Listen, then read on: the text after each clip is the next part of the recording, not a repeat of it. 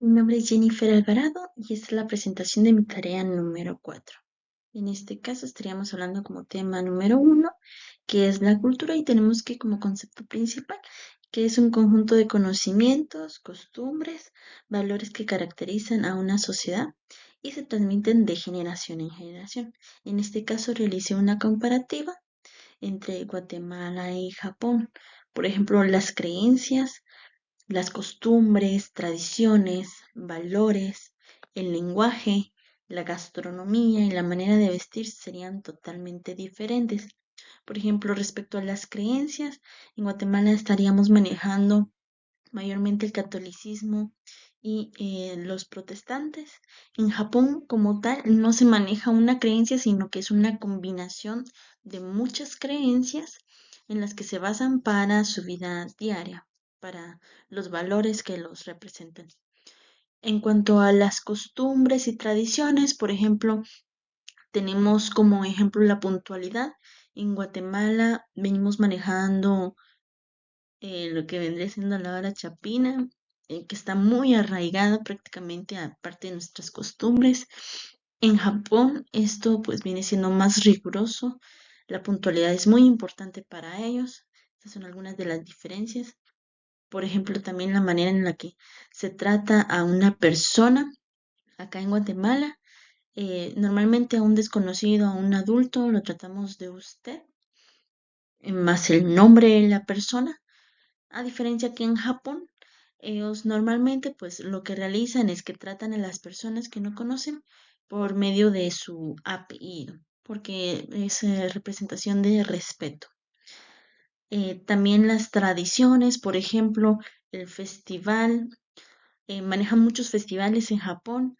De nuestro lado tenemos, por ejemplo, la Semana Santa, la Quema del Diablo, el fiambre, como parte de la gastronomía, el sushi como parte de la gastronomía en Japón y por supuesto también la manera o la forma en que vestimos viene siendo totalmente diferente y todas estas combinación y conocimientos vienen de generaciones, como lo mencionaba anteriormente. Viene de cómo aprendí yo y cómo aprendieron mis antepasados todas estas costumbres y tradiciones.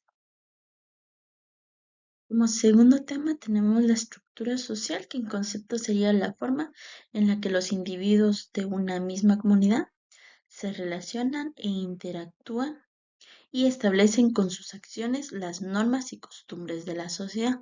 En este caso, pues se toma como ejemplo el individuo, que para muchas sociedades es como el cimiento. El individuo es el cimiento de una organización y se enfoca en el desempeño de los individuos como tal. En este caso, ¿qué es lo que yo como individuo, como persona, puedo aportar a la sociedad? En cuanto a los grupos, por ejemplo, tenemos a Japón, que este también pues toma como parte el individuo y su desempeño, pero también toma como referencia el grupo al que pertenece. Toma ambos. Hay otras sociedades que únicamente se basan en el grupo al que pertenecen como familiares, por ejemplo, o aldeas. Actualmente, la sociedad se basa más bien según el equipo de trabajo o la organización a la que se pertenezca. Como siguiente tema tenemos la estratificación social. Esta organiza a las personas en grupos según su riqueza, estatus, ocupación y poder. Como ejemplos tenemos a la esclavitud. Esto se dio mayormente en Estados Unidos, por ejemplo, en la antigua Grecia, en la antigua Roma, durante los siglos XVIII y XIX. Es la manera en la que podían comprar a otras personas para uso o beneficio propio. Tenemos el sistema de castas. Como ejemplo, tomamos a la India, que desde su nacimiento se podía calcular el estatus social según la importancia de los apellidos. El sistema estamental, este se vio mucho en la Edad Media en Europa, donde organizaban a la sociedad por ejemplo, según la nobleza, el clero o el pueblo. Y luego tenemos el sistema de clases sociales, que este se ve mucho actualmente. Se basa mayormente o toma como factor la economía y la ocupación de las personas. La movilidad social se refiere a la posibilidad de una persona pueda moverse de una capa a otra. Hablando de la estratificación social, por ejemplo, en las primeras tres mencionadas anteriormente, esto no era posible.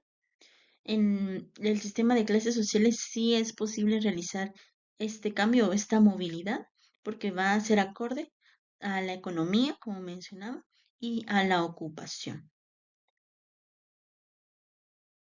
Como siguiente tema tenemos al sistema ético y el sistema religioso. En este caso, un sistema ético se basa en guías o criterios que vamos a utilizar para definir qué es moralmente correcto o incorrecto y darles esta información a la sociedad para saber cómo es el comportamiento adecuado que deben de tener. A diferencia del sistema religioso, se basa en las creencias y en las prácticas que se realizan según lo divino, por ejemplo, o lo sagrado. En este sí tenemos diversidad de religiones, por ejemplo, el cristianismo que se basa en la enseñanza de Jesús de Nazaret. Tenemos el Islam que se basa en el Corán. Tenemos también, por ejemplo, estas religiones, perdón, son monoteístas que creen en un solo Dios.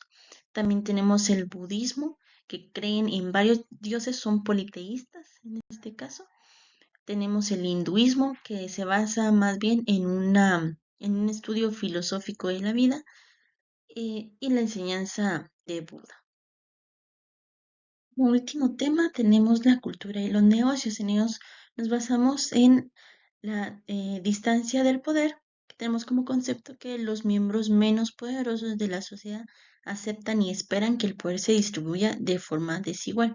En este caso, la cultura del país al que vamos a dirigirnos, qué tan acostumbrados están a no levantar la mano y decir cuáles son sus objetivos, sus prioridades, qué tanto pueden ellos aceptar el poder que tiene la empresa sobre ellos. El individualismo versus el colectivismo es la importancia que toman los intereses individuales frente a los grupales. En este caso, qué tanto la cultura se enfoca en el desarrollo del individuo o en los objetivos como grupo. La evitación de la incertidumbre se refiere a lo desconocido se minimiza mediante normas y regulaciones estrictas. En este caso, se busca realizar normas para, al momento ya de evitar la incertidumbre, se corren menos riesgos. La masculinidad frente a la feminidad. Examina hasta qué punto una sociedad valora los roles masculinos y los femeninos tradicionales. En este caso, si la cultura me va a permitir a mí colocar, por ejemplo, a mujeres en puestos importantes o me lo va a prohibir porque hay países en los que se prohíbe que la mujer tenga trabajo incluso, mucho menos que vaya a tener o ser parte de una jefatura.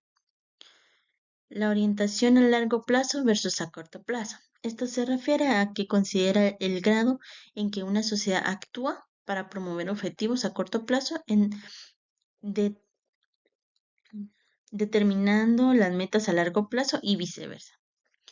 En este caso, lo que vamos a verificar si la cultura se basa en la satisfacción inmediata, en la gratificación de que sea inmediata lo que se percibe como llegar a una meta, o si va a ser a largo plazo para mejorar, por supuesto, cuáles vendrían siendo los objetivos del negocio como tal.